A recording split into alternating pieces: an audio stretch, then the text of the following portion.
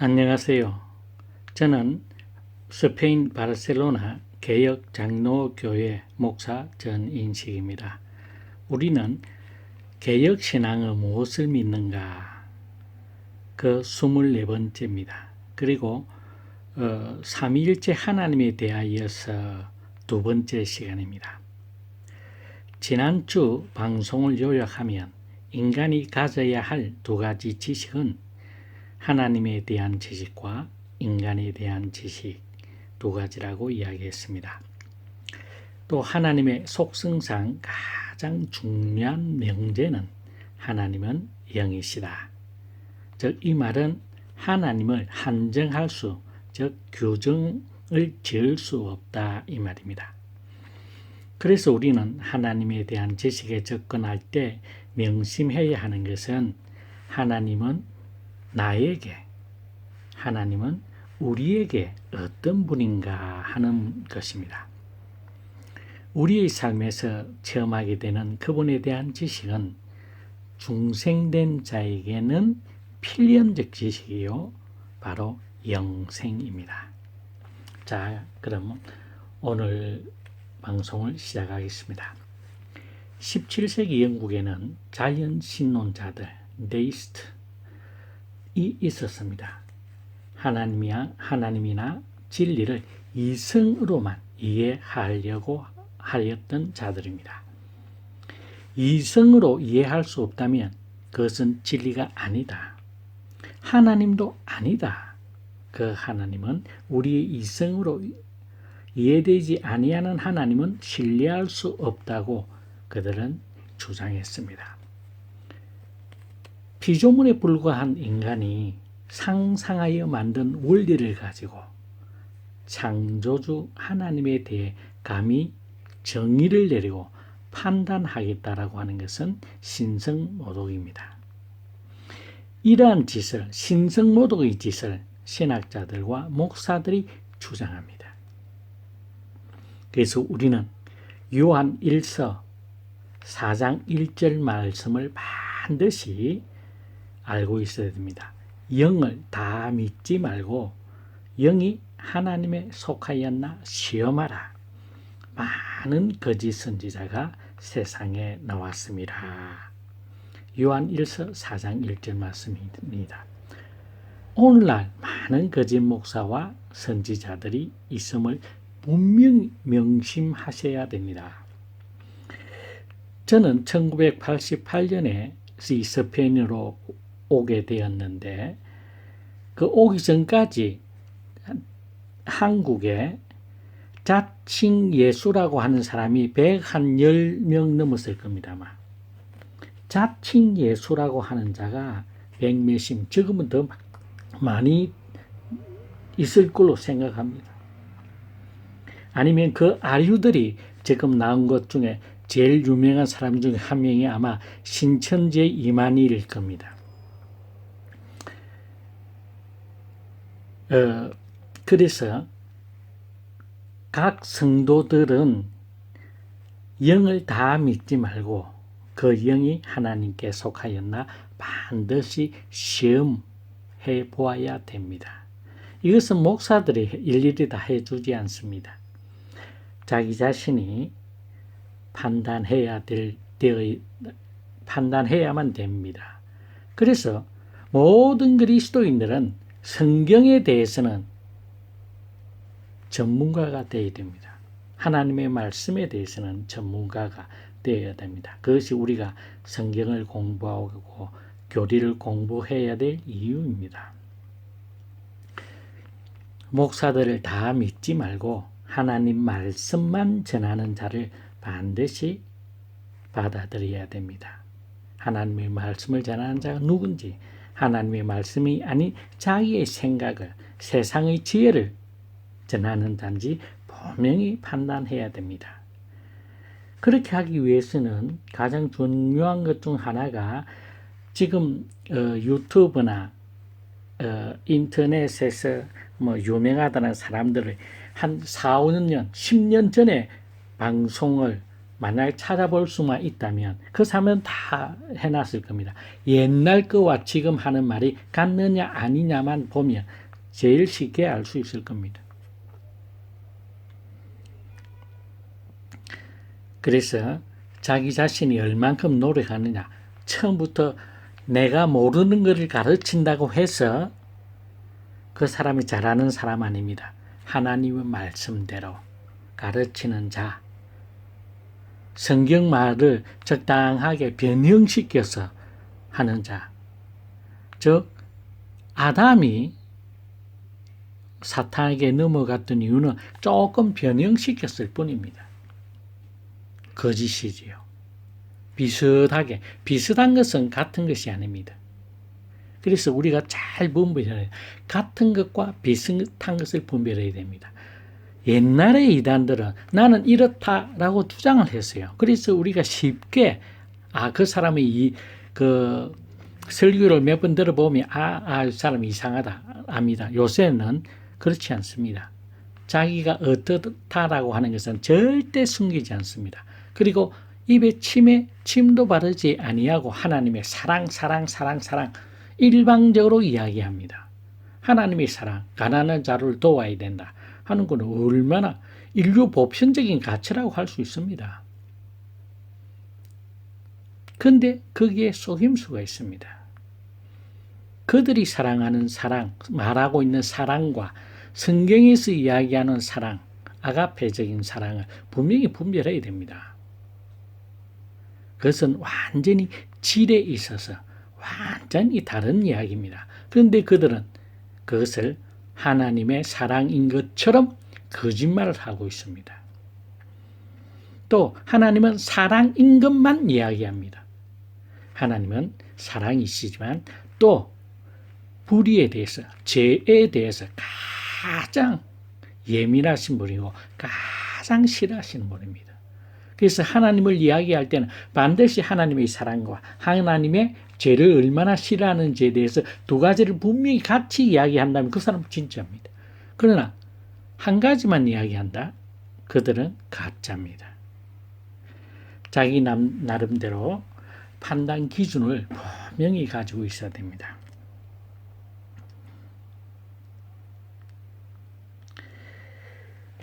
어떤 누구도 나 대신 판단해 줄 수 있는 사람은 없습니다. 또 나 대신 누군가 판단해 한다, 그 유능한 사람이 있다 하더라도 내 스스로가 그것을 믿지 않습니다. 받아들이지 않습니다. 그래서 각자가 그 판단 기준을 분명히 가지고 있어야 됩니다. 그래서 각자가 성경에 능통해야 됩니다. 자신의 신앙은 자신이 지켜야 됩니다. 세상이 너무 악합니다. 하나님에 대한 지식을 가지는 첫 번째 우리의 자세는 그분을 이해하거나 이해시키려 한다는 시도 자체가 불가당하다는 것을 아는 것입니다. 논쟁이나 언쟁을 금하는 것입니다. 진리는 이해하는 것이 아니고 명시하거나 선언된 진리에 대한 설명을 듣고 깨닫는 겁니다. 진리는 절대 이해할 수 없습니다. 진리는 그 본성상 불변하고 모든 인간은 그 본성상 유한하기 때문입니다. 그래서 유한한 인간이 창조주 하나님, 전능하신 무한하신 하나님을 다 이해한다는 것은 불가능합니다. 그래서 계시가 필요한 겁니다. 계시의 필요성을 부인하는 자는 전부 다 거짓된 거짓 목사와 거짓 선지자임을 분명히 아셔야 됩니다. 이런 기본적인 것에만 똑바로 서 있어도 저 사람이 가짜인지 진짜인지 분명히 알 수 있는 지혜가 생깁니다. 개혁신앙의 선배들은 올바른 삼위일체 하나님을 웨스트민스터 소요리 소요리문답 4문, 5문, 6문에서 대교리문답서 8문에서 8문, 9문, 10문, 11문에서 신앙고백서 웨스트민스터 신앙고백서 제2장에서 멜직 신앙고백서 8항 9항에서 하이델베르크 교리문답서 24문, 25문에서 동일하게 강조하며 설명하고 있습니다. 칼빈은 기독교 강요 1권 13장에서 자세히 삼위일체 교리를 설명합니다. 일반적으로 하나님을 한 분, 즉 숫자적 개념으로 이해하시기보다는 유일하신 분으로 설명하는 것이 맞습니다. 하나님에 대해서 한 분 하나님이 아니라 유일하신 하나님으로 설명하는 것이 맞습니다. 한 분이라는 한이라고 하는 숫자에 우리가 몰입하다 보면 거기서부터 이단이 나오기 시작합니다. 자, 그 예를 초대교회 시대에 단일 신론이라고 하는 이단 사상이 있었습니다.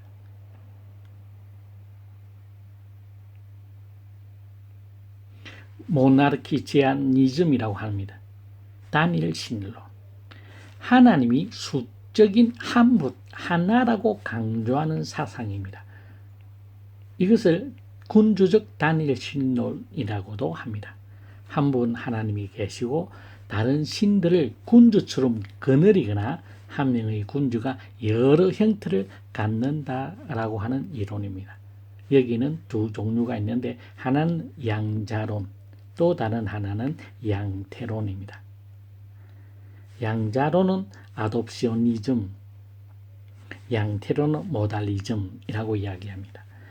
양자론은 아리우스주의고 양태론은 사빌리우스주의라고 이야기합니다. 이 두 이단 사상은 초대교회 성도들을 미혹했고 지금도 유혹하고 있습니다. 양자론이란 하나님이 한 분이다. 그리스도께서 인간으로 태어났지만 하나님으로부터 특별한 능력을 부여받은 인간 혹은 초인으로서 하나님의 아들이 되었다고 주장하는 이단입니다. 양자론이란 예수가 인간으로 태어났지만 하나님으로부터 어떤 특별한 능력을 부여받은 시점이 있습니다. 어떤 사람들은 어떤 곳에서는 세례받을 때다.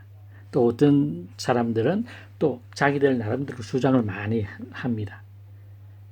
그래서 인간이었지만 신이 되었다라고 이야기합니다. 하나님의 아들로서. 이러한 것을 양자론이라고 합니다. 여호와 증인들은 예수 그리스도를 최초로 창조된 하나님이다, 인간이라고 주장합니다. 여호와 증인은 예수 그리스도는 최초로 창조된 인간이다고 지금도 주장하고 있습니다. 양자론은 간단히 이야기해서 예수를 입양된 하나님이라고 보는 것입니다. 입양했다. 입양됐다. 원래 하나님이 아니었는데 인간 중에 슈퍼인간, 또 하나님의 율법을 잘 지키는 인간, 모범적인 인간을 이야기합니다.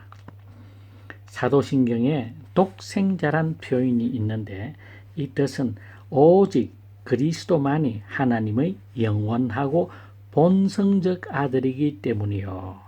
우리 하나님의 택한 백성들은 그분의 은혜로 말미암아 입양된 하나님의 자녀이기 때문입니다. 본성적 아들과 입양된 아들. 그래서 하나님 사도신경의 독생자라고 하는 단어는 본성적 아들이라고 라는 것에 분도가 있습니다. 하나님의 영원하고 본성적 아들이다 하는 의미가 독생자라고 하는 단어에 표현이 되어 있다는 것입니다. 이러한 문제는 하이델베르크 교리문답서 33문에 잘 이야기하고 있습니다. 이런 질문은 단일신론처럼 예수께서 하나님이 아니었다가 특별한 은혜로 인간으로서 하나님이 되었다고 억지 주장하는 자들을 경계하려는 의도에서 사용했습니다. 독생자. 그래서 독생자는 외아들 말 아닙니다. 그런 의미가 전혀 아닙니다. 양자론으로 인해서 하나님에 대한 거듭된 지식을 갖거나 자신이 카리스마를 가진 또는 신성을 가진 반신, 반인이라는 착각 속에 빠진 자들이 너무 많습니다. 한국에 아까 제가 말씀드렸죠. 1980년대, 90년대 자칭 예수가 110명이 넘습니다. 그 아류들이 지금도 활동하고 있습니다. 그 중에 많은 사람이 죽었지요. 문선명, 박태선 이런 사람들입니다. 또 그렇지만 4세기 때도 이런 유의 인간들이 상당수 있었습니다.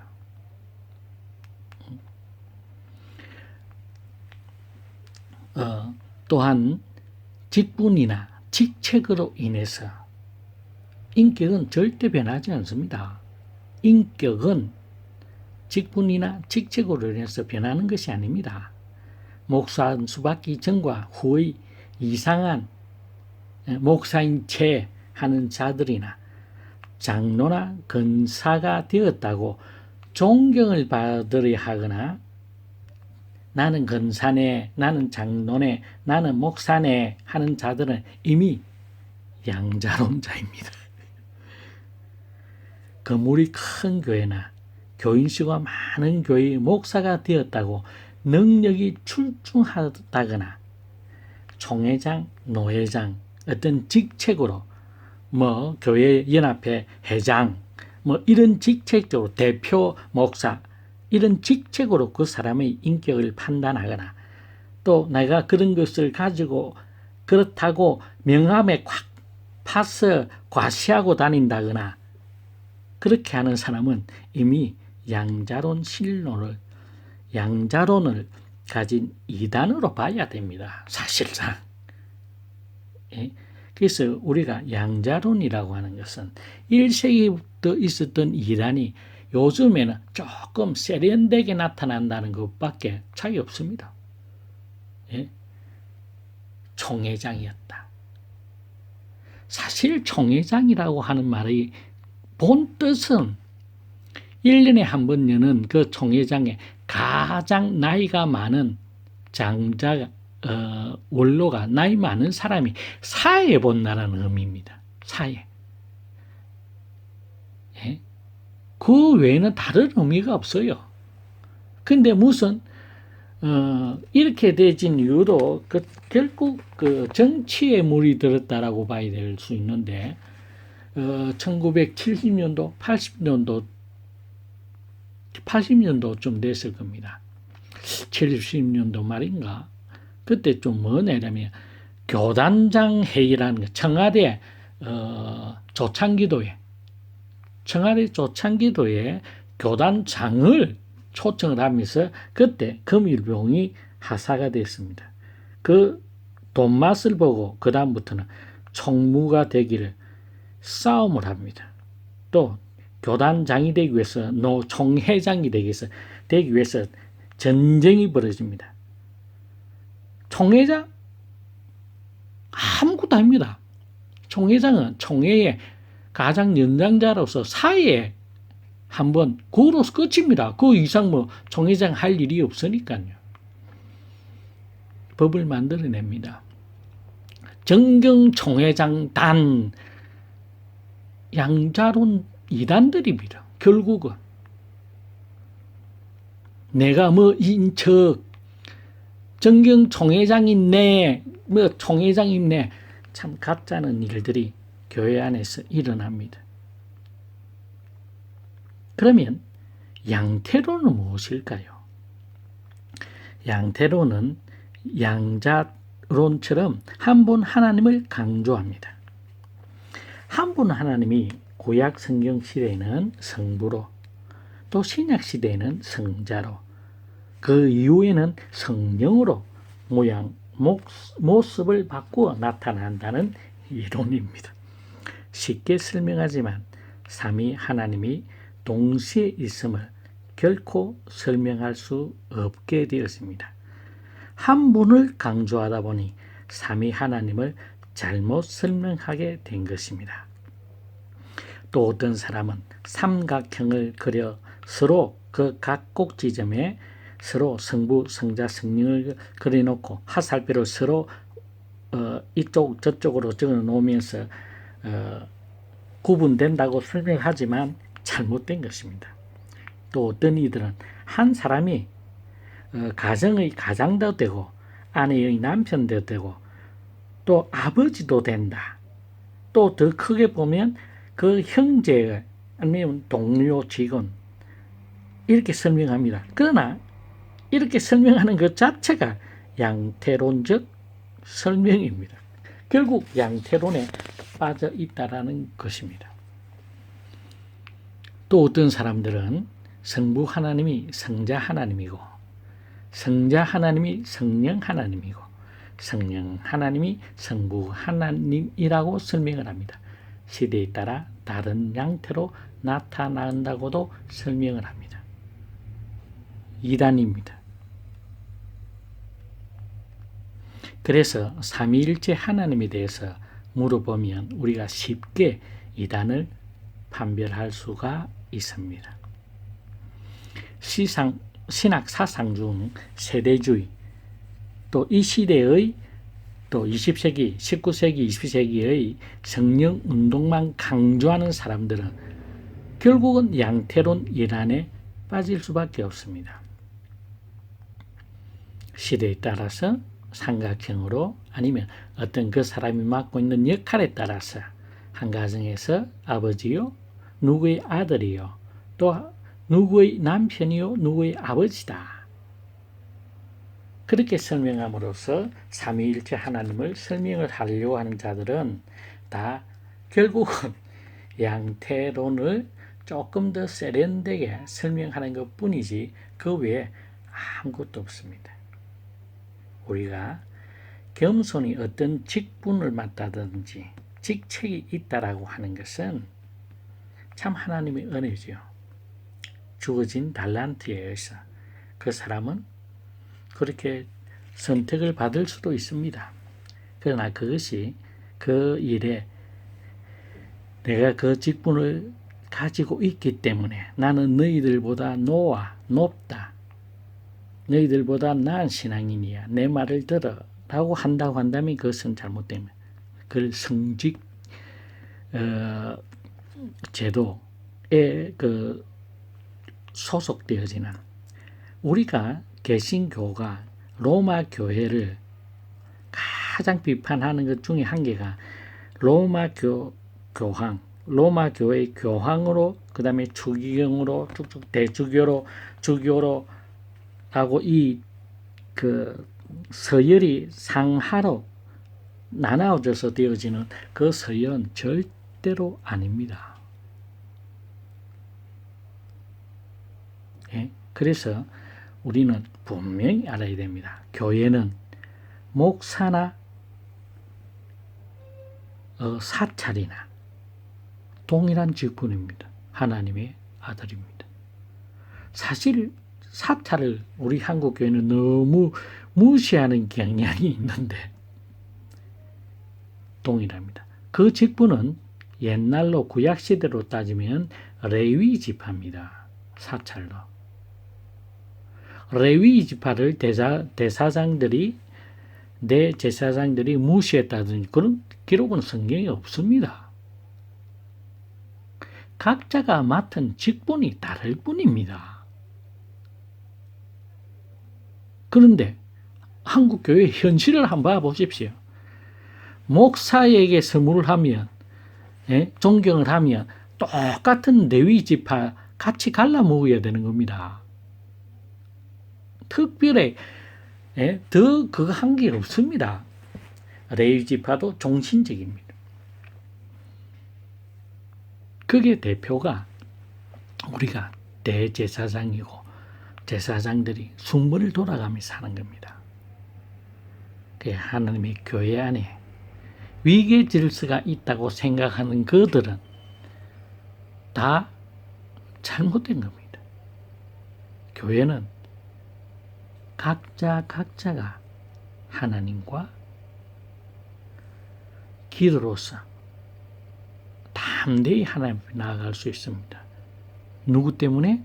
주 예수 그리스도의 십자가에 의지하여서 우리는 담대히 한 사람 한 사람이 하나님 앞에 나아갈 수 있습니다. 때때로 돕는 은혜와 긍휼하심을 받기 위하여서. 그 만인 대제사장설이잖아요. 만인 제사장설이잖아요. 거기 종교교회의 중요한 부분입니다. 마리아를 통하지 않고 신부를 통하지 아니하고 하나님 앞에 바로 나아가서 왜? 우리 유일한 중보자이신 예수 그리스도의 십자가의 보혈에 의지하여 우리는 담대히 나갑니다. 그런데 목사를 거쳐야 될 줄 착각하지 마십시오. 그것은 성경의 기독교가 아닙니다. 왜 우리가 각 성도 한 사람 한 사람이 하나님과의 1대1 대면에서 벗어나서 누구를 끼워야 목사 영빨이 좋다고요? 택도 아닌 사람입니다. 목사가 영빨이 좋아서 아닙니다. 모든 그리스도인들은 예수 그리스도의 십자가의 보혈에 의해서 영원히 죽을 수밖에 없었던 자리에서 이제 영원히 살 수밖에 없는 영생의 상태로 들어왔습니다. 우리의 신분은 변화되었습니다. 옛날에 저희 지배하에서 지금은 은혜의 지배하에 놓여 있습니다. 그래서 우리는 하나님 앞에 담대히 나아갈 수 있습니다. 중보자가 예수 그리스도 외에는 결단코 필요하지 않습니다. 자, 오늘은 여기까지 하겠습니다. 일주일 동안 편안히 내 주 예수 그리스도를 묵상하며 내 주 예수 그리스도와 동행하는 시간 하루하루들이 되시기를 주님의 이름으로 축원합니다. 감사합니다.